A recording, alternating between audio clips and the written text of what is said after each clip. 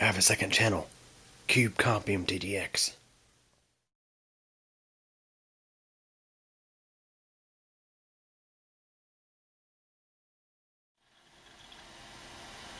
Hey everybody, I figured I'd take an opportunity to go ahead and give you guys an update on the Cube Computer Plexi.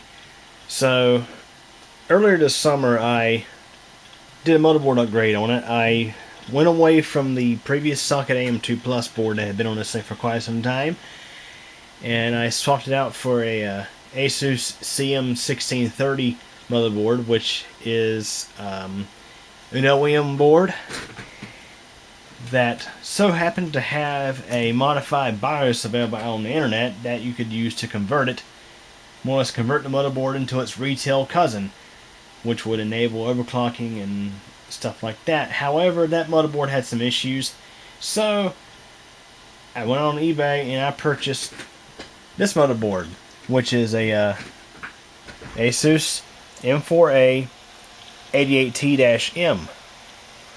And it's a slightly better version of the previous, well, that CM1630 based board. This one uses the AMD 880G chipset. And I swapped in the NVIDIA GeForce 210 graphics card that was being used in the TV box. I installed 4 GB of G-Skill DDR3 memory. I think it's DDR3 1600. And the processor I use is the AMD Athlon II dual-core 245E, which was a processor I've been using on the Plexi for quite a while on the AM2 Plus board. But, of course, moving it to the socket AM3 motherboard really made a difference, because obviously that was what that CPU was more designed for. So, it wouldn't be complete without overclocking the mess out of it, which is exactly what I've done. Guys, you guys see this. So, before I show you the screen, this particular processor ran, I believe it was 2.9 gigahertz. Let me just go and confirm that right quick before I do anything else. Yep, 2.9 gigahertz. So, this particular CPU, now we'll go ahead and look. This is the 45 watt version, which is no longer a 45 watt chip now that I've overclocked the mess out of it. But you can see it's running at 3.62 gigahertz, which is quite a jump over the stock clock of 2.9 gigahertz.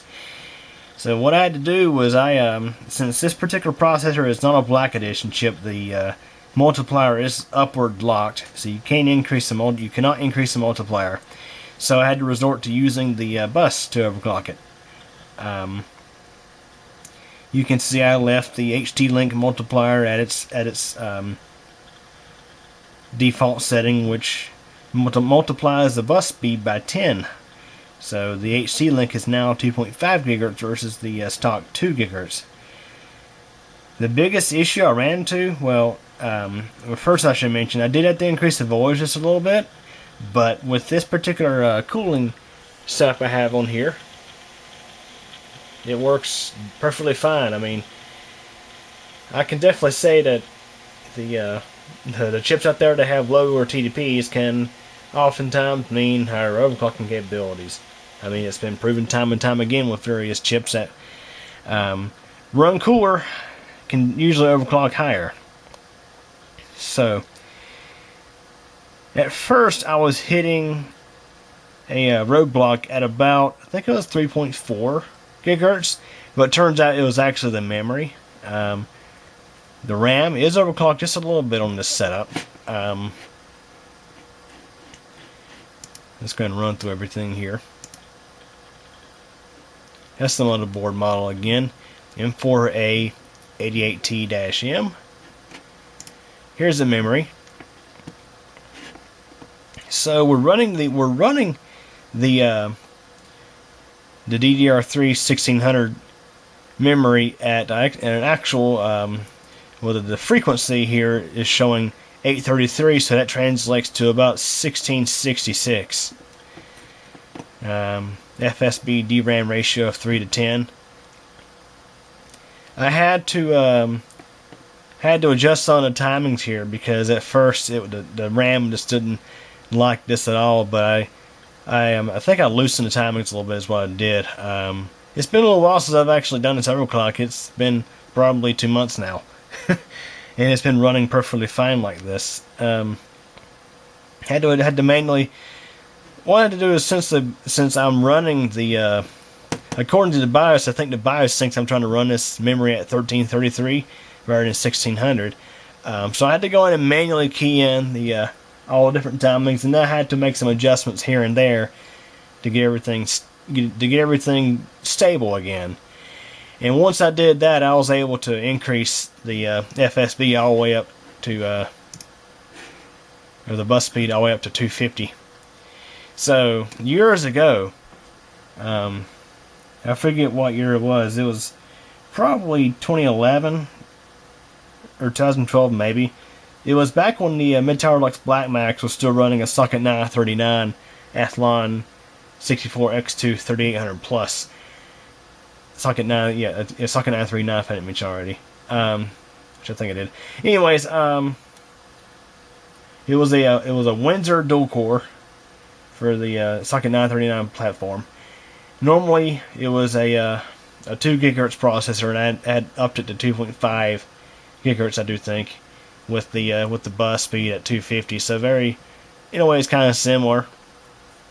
So although this particular processor does not have any L3 cache, it does seem like this thing is a bit more responsive now at simple tasks like internet browsing and the stuff I use the Plexi for most, which is just general stuff like backing up hard drives, calling hard drives, backing up files, you name it. Just simple stuff like that. I mean, it did make for a noticeable improvement in performance. Not only, like I should mention, upgrading from the old motherboard that was on this to this current board, and then overclocking the mess out of that CPU. It really seemed to wake this computer up quite a bit. Now, of course, it can't hold hardly anything against the Mid-Tower Lux, which has a Ryzen 7 1700X in it. But for the stuff I use this thing for, it does a job. Definitely can say I'm happy with this setup. It's always nice to get to play around with older hardware and just overclock the living crap out of it. And I should mention that this Northbridge heatsink is quite a bit warm, and that's what happens when you start increasing bus speeds and stuff like that. But yeah, this thing it's doing great now. Yeah, I just want to share that with you guys. I didn't know if I wasn't sure if I mentioned that I was going to try overclocking this setup once I got it upgraded, but as you can see, quite a difference here. I should also mention that this processor, that 245E, it was not a retail box CPU. It was actually pulled from an HP all-in-one, so definitely not bad for a former OEM processor. So overall, that gives us about a 25% overclock on this little dual core CPU, which is pretty spectacular, I think. Anyways, I just want to share it with you guys, making this little socket AM3 dual core stream. Hope y'all enjoyed the video. Thanks for watching.